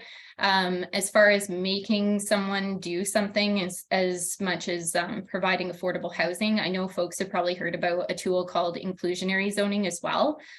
Some municipalities are able to exercise and use this tool and implement it very readily. The county, because we do not have transportation corridors for public transportation, so major protected transit station corridors is typically what they're referred to. We don't have the infrastructure available to readily implement inclusionary zoning. We can consider inclusionary zoning in the future, but that would need to come with a bit more study through some different comprehensive market studies and rental studies relative to housing in the county. And we would really need to build some criteria into the official plan. So we could do that in the future, but it's going to take some work to get there to actually dictate a certain percentage of affordable housing through new development. Great. Thank you, Jessica, for the comprehensive response. Let me get Michelle back in here. And some of these are really big, meaty questions, and we could spend an hour on each of them. So again, I'll ask us to be as concise as possible. But Michelle, some people are wondering, how is the county, how specifically is the OP acting on council's declaration of a commitment to address the climate emergency, which I know is of great concern to many? Certainly a large part of the official plan, and my specialty is protecting that natural heritage system and going beyond the minimum requirements of the provincial policy to provide for no development within our woodlands, looking at minimum buffers of 30 meters adjacent to our streams. And as we get subdivisions, looking at restoring areas, if there's not a lot of vegetation, enhancing that tree canopy, and making sure if perhaps there aren't significant woodlands, that we are having tree replacement, protecting our agricultural system so that it's not all developed. And as I've said, an implementation will be a climate action plan coming out of this official plan in terms of more detailed direction and studying where we're at and where we need to go. And Michelle, I know you mentioned the importance of protecting natural heritage areas. Somebody is asking, will you still be able to add to the natural heritage areas, that have been mapped, that the county may not have mapped at this point? Certainly, and one of my favorite terms, I started my career at Ministry of Natural Resources. Just what we've done is we've mapped known natural heritage features and areas, taking mapping from the province, from the conservation authorities, Department of Fisheries and Oceans, and we put that on mapping. And the theory is that when you map woodlands and wetlands, hopefully you've covered a lot of the wildlife habitat. But until you do a detailed evaluation, it's impossible to know where are threatened and endangered species, are there additional species requiring additional protection? We had a resident come forward about a great blue heron colony in Paris. Just such a great feature to have in our county. So we've incorporated that as we get development. We're looking at that. And certainly the boundaries are not precise. It's not uncommon to go out on site and a wetland is 10 to 15 meters off of what you might see in Canoe. So certainly as part of any development, you're looking at an environmental impact study, getting out on site and clarifying, doing research on the wildlife. And yes, it's certainly open to change as we get more information on those features. Thank you, Michelle. Brandon, just checking, have we been able to reestablish a good connection with you? Are you able to jump in? Looks like you are. Great. I think so. Excellent. Yeah, we can hear you. So a question has come up, and for those of you who've been following some of this in the media, you may have seen the term 15-minute cities. And somebody's interested in knowing, Brandon, in the final version of the county's new official plan, does it include policies for 15-minute cities? And, you know, they've gone on to say that they've heard a lot about the concept, and they're wondering if the 15-minute city approach has been used in your development of policies for things like complete communities, complete streets, and so forth. Can you speak to that one for us quickly? Of course, great question. So I guess from the short perspective, I'll say no, because I think the intention behind the question really is related to some of the more negative connotations behind 15-minute cities. I'm going to make that assumption. But that being said, this has definitely been an interesting topic in the planning community as of late. There's kind of lots of ideas floating around about what a 15-minute city is, some positive, some negative. It really was an idea that was established years ago in Paris, France, actually, and it's kind of taken a life of its own. Again, positive and negative sides of things. So that the contentious idea of the 15-minute cities is something we're not considering, of course. There's this idea of combining people to certain areas, kind of removing opportunities for car use. Those are not things that the County of Brant supports. You will not find them in our official plan. I'll kind of assure people of that. What we do support, I guess I'll say, is in inclusive communities. And so we do have that complete communities framework. So that supports things like having amenities close to people's homes, but also scattered throughout the county. We're building communities that are safe for people to walk from one place to another, but also if you need to take your car from one place to another, the county is quite large. That's an opportunity that is there for people as well. So our complete communities framework is definitely kind of established in the original kind of concept, the concepts of mixed use, walkability, local jobs, those kind of fluffy planning terms. But this idea of a 15-minute city that we keep seeing in the news these days, that's not something that the County of Brant is pursuing by any means. Okay. Now, again, appreciate the clarification. These are good questions and terrific responses. Thank you. So Jennifer, maybe I'll come back to you. There are some questions relating to Indigenous populations. I'll share a couple with you. One person has said, how is the county working to acknowledge and include Indigenous and treaty rights throughout territory lands? And with what Indigenous leadership groups has the county engaged? And then there's another question about how does the plan, the official plan, integrate opportunities to advance reconciliation and engage with Indigenous groups and acknowledging their unique cultural and other circumstances. Can you address those for us, Jennifer, please? Thanks, Glenn. That's a fantastic question. And I'm not sure if the person who asked it was on a bit earlier, but the official plan actually, it's actually right at the beginning. It's got a territorial acknowledgement. So we've been working very closely with Six Nations of the Grand River, Mississaugas of the Credit First Nation. We've also met with the Survivor Secretariat, been in correspondence with the Métis as well, and also other Indigenous interests as well. One of the biggest thing is we'll talk about the official plan. I talked about it on a slide a bit earlier. We are the only municipality at this point to include what we've included in our official plan. I don't want to say be proud of it because that's not what it's about. And if you've worked with Indigenous communities, especially with an acknowledgement, they won't tell you what to say. It has to be your acknowledgement. Like, it's up to ourselves to reconcile and to say that acknowledgement.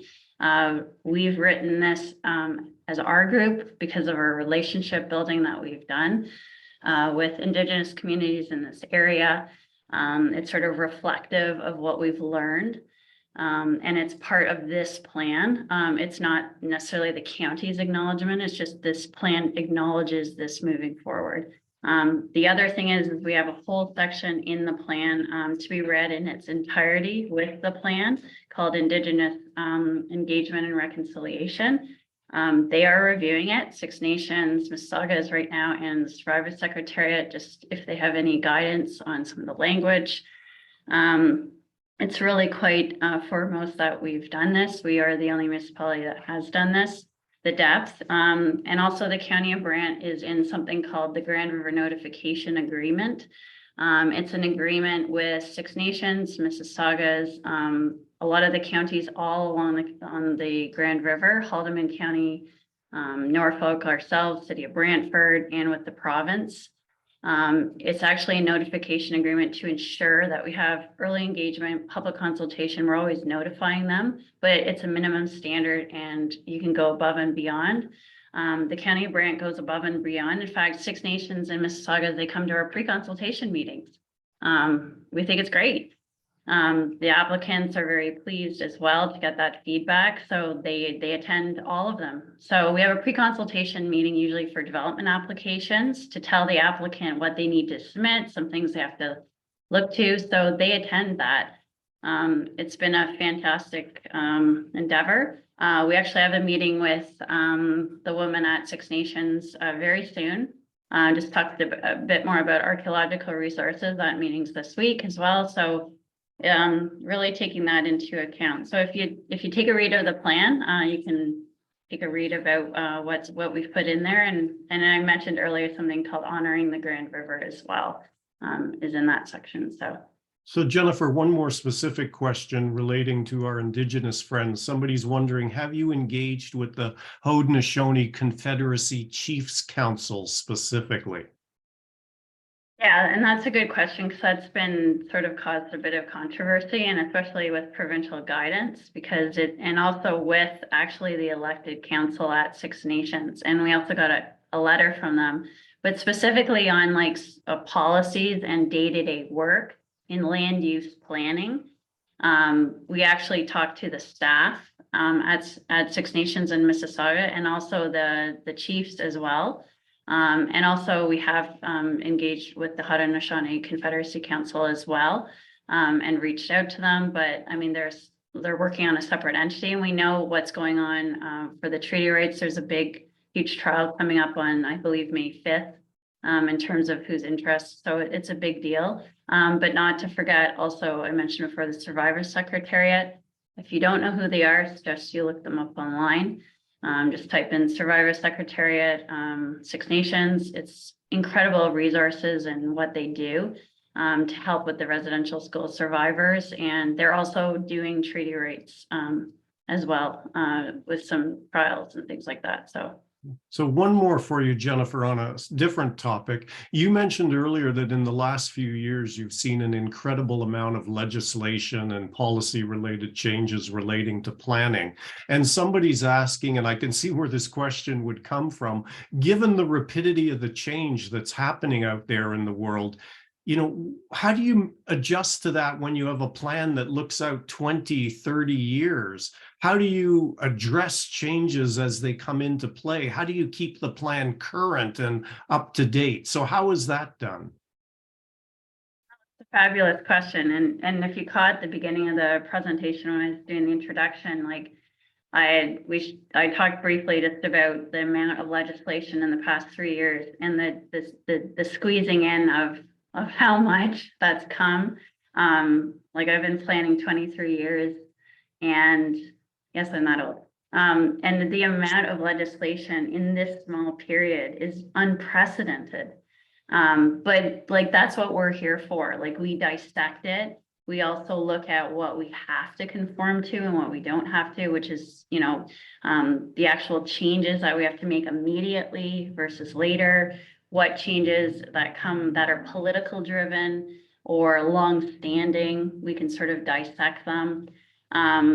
So it's sort of that, like we have the experience to sort of look at all the different like changes to say to the growth plan, the housing affordability task force, why they're doing it, what has teeth, what doesn't. So that's what we do.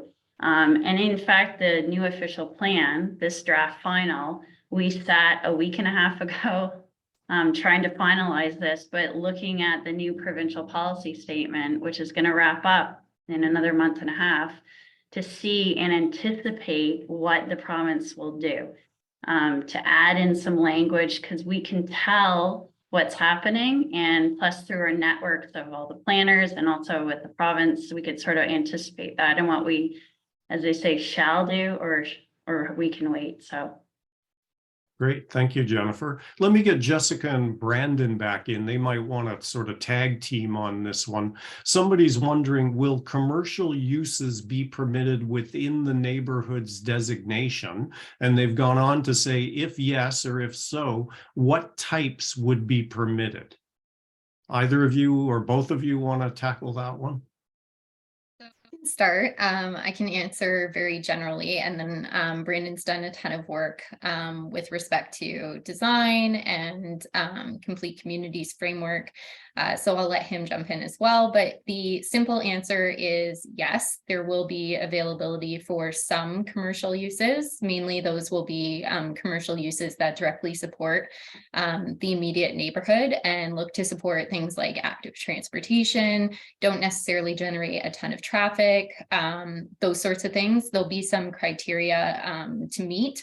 But yes, the simple answer is commercial uses will be permissible where appropriate and based on criteria. But I'll turn it over to Brandon, and I'm sure he can jump in with some further details. Thanks, Jess. I guess I'll just add in, Jess has kind of spoken to this previously about the flexibility of our new designations. We've kind of heard this idea of bringing back the corner store. There are areas of our settlements that have that kind of development that already exists. So we're trying to kind of encourage that to be created in these new developments as well. So smaller scale commercial, as Jessica mentioned, and then it's really dependent on kind of the built form. So blending in with the housing and stuff nearby. Really to bring back that idea of having a corner store, a bakery, or a coffee shop, something you can walk to if you're bored at lunch or you're working from home and you need a break. Gotcha. Thank you, both of you. Jennifer, I'm going to bring you back in for this one. I think you're the best on it, but others might want to jump in as well. This is very specific and detailed. This is somebody who obviously is very familiar with planning, but they've asked said there are various schedules, for example, AE2 included within the draft OP. In addition, within the engage, maybe there's a missing word there. There are more detailed schedules, in particular related to settlements. Will they all form part of, or will they be adopted in the official plan? And then it goes on to say they are not all listed within the appendix. If not, why not? Again, those are very specific questions, but can you at least speak to that in a general way? And maybe Brandon wants to jump in as well.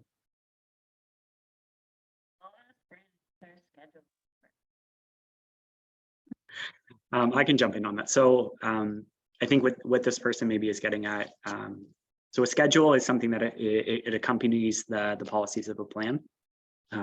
So we have kind of Schedule A, that's our land use plan. And then what we would have what are called excerpts of that, which kind of zoom in on certain areas. So those are all part of the plan, regardless of them being listed in the plan or not. They're kind of provided for folks maybe who live in an area that is kind of smaller to see on the plan. And we're trying to give them that visibility to zoom in on it. So they do form part of the plan as part of those schedules. And that's why we provided them on Engage Brant, I think is what that person was mentioning. And there is also a digital mapping portal available for people who need to zoom in. But yes, they are technically listed in the plan as Schedule A. And then anything with the -1 or -2, they form kind of excerpts of those schedules. So kind of zoom ins on those. Great, thank you. So let's see if we can shoehorn a few more in. I know we're into our last 10 minutes and we'll want to take a couple of minutes to talk about next steps. Jessica, maybe I can bring you back in for this one. This is a kind of good one as we get towards the end of our meeting. People are asking how they can continue to be involved in the initiative now that you've got not yet a council endorsed, but basically a final official plan. And they've, you know, someone has also said, as someone who's moved to the community fairly recently, how can they continue to be involved? What if they have additional comments? Would they still be considered? Can you speak to that, Jessica? Sure. So first of all, welcome. As someone that was born and raised in Paris, we're always looking for feedback on the policies that we create to try and help with growth and development into the county's future. So absolutely, you can always reach us. The policy planning team is always available. We're available via email, as Glenn has mentioned. That's officialplan@brant.ca. Comments, feedback, or questions can also be posted through the project page on Engage Brant. So that's www.engagebrant.com/officialplan. And also folks can also submit comments or feedback or input in hard copy to the Paris Customer Service Office to the attention of Jennifer Boyer, who is our manager of policy planning. So a few ways to continue to engage with us. Just looking forward to the end of May there for that statutory public meeting and the special meeting of council, where also folks can obviously submit comments in writing or verbally during those meetings. That's available to folks as well to help us kind of finalize the new official plan. Okay, that's great. Thank you. And I don't know, Jessica, if this is for you or someone else. I'll invite anybody from the team to jump in, but someone's wondering whether there will be any specific development guidelines for particular areas. So for example, for Canesville or somewhere else, will you be developing or preparing development guidelines for specific areas? Sure. So I can definitely try and answer that. Brandon might want to jump in further, but I can definitely let folks know that as part of next steps, once the new official plan is provincially approved, some of the implementation steps will be to develop different tools such as comprehensive design guidelines for the county. That sort of document will look to stipulate some further details as far as design, whether it be based on specific areas, specific communities, specific sorts of development proposals. That's where we'll look to sort of provide those further details, if that's helpful for folks. And there will be some other tools developed as well as we continue to move forward. Comprehensive design guidelines are just one of those. There's a long list. We'll be very busy after this new official plan. And thank you. And let me bring Jennifer back in because there's a related question. Jennifer, somebody's asking, you know, now that the county has this essentially completed final official plan, when will the zoning bylaw be updated to reflect the changes? And do you have to wait until the official plan is approved by the province to do that? Yeah, thanks, Glenn. That's a great question, especially since things have changed with the legislation of Bill 109, Bill 23, and now this Bill 97. So in the past, what would happen is a municipality would wait until they got the final ministerial approval with an official plan or official plan amendment. Then you have 3 years to update the comprehensive zoning bylaw. So what that means, if you have an official plan amendment or a new official plan, usually like what we've talked about today, your land use designations change or there's tweaks, and then you have to change the underlying zoning usually to match. Usually municipalities do certain things, and once in a while that you look at a comprehensive approach to the whole county, like we did with the new official plan, and you usually do this once every 10 years, you update it. So you revise all the zoning codes, all the provisions, you start all over. But make sure those things match. Now with Bill 23, Bill 109, Bill 23, and the other changes is that we now have 1 year. which isn't necessarily a bad thing because I feel like, especially my career at former municipalities, the 3 years drags into 5 years, and then the zoning just takes life of its own. The province is saying now to municipalities, no, you're getting it done immediately right after your official plan. Brandon already has it half written, so we're in good shape. We're already starting to work on it. It's just one of the projects, like we're anticipating a provincial approval, hopefully within 8 months. We don't know, but we're getting on it like right away because it's very important because our zoning and designations, even in the current official plan, there's so much discrepancy right now.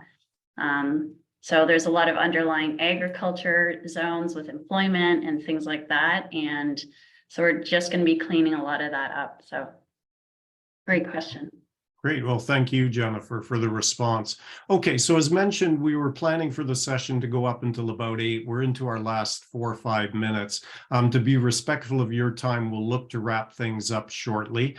Just before I invite Jennifer to describe next steps and kind of reiterate where things go from here, I wanted to quickly thank everyone again for participating. A very special thank you to those who shared questions and comments.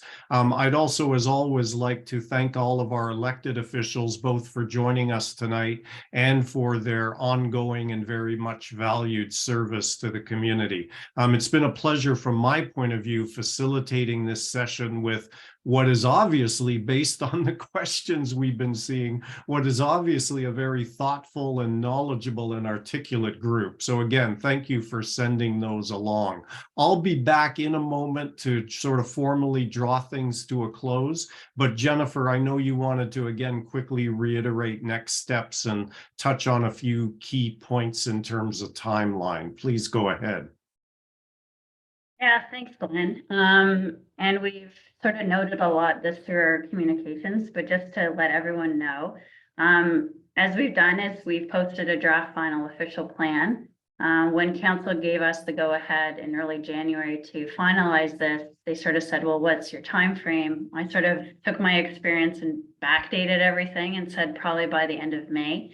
As you know, a lot of you know this, especially our elected officials online. It takes a lot of logistics, booking meetings, especially in terms of even this tonight.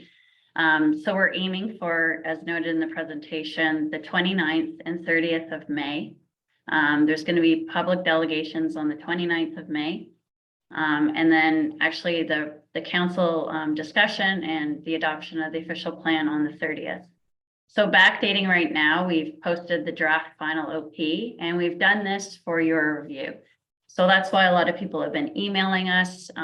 You know, we acknowledge there's still editing to do, some errors and omissions, things like that. Like that's why this is out there for everyone to take a look at. As I said, we've gotten a lot of questions since last Thursday. We're still in the middle of this. So that's why I always say just be a bit patient. We will get back to you. But we appreciate your review. We're asking for feedback by May 7th. We are working weekends at this point, so we have a lot of work to do. And then the week of May 8th, that's when we're sort of like wrapping everything up, looking at the final document. The week of May 15th, we're looking at sort of doing the actual finalization. We have to get the package to clerks for Monday, May 22nd. So there's a week advance posting. Council will be getting very large binders. They'll be getting a site-specific review binder for the 29th. I'm working with clerks and already some delegations to get the agenda prepared. So council is prepared with packages. There's very well organized with some directions. And then we'll move to the 30th. Then usually what happens at the 30th is there's always usually like motions, some recommendations. People come in with some last minute requests. You just never know what's going to happen. We then take the time to consolidate. And the province has given us a very large shopping list that we have to submit to them for their actual approval. It's very extensive.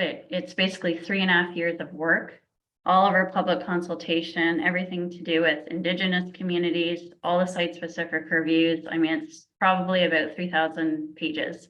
That's probably going to take us for submission probably about the end of the first week of June. And then we stay narrow and hopefully get an approval back at some point. So Great. thank you very much. I think that probably wraps up the next steps. So turn it back over to you. Thanks, Jennifer. And yeah, everybody, I won't keep you for more than another minute or so. First of all, I'll just draw your attention, if you haven't seen it already, to the webinar chat where Brandon has posted some information that you can have a look at in terms of some key dates and where to go to find additional information and so forth. So please have a look at that. I'll also note that some people through the written Q&A have been sending some very complimentary comments to the team, both about the work they've done on the OP and about the value and the constructive session we've had this evening. So I'll just thank you for those on behalf of the team. And finally, again, I'll just reiterate what Brandon has said in his chat message, but also speak to what Jennifer just mentioned. We really do invite you to review the new official plan and the related information.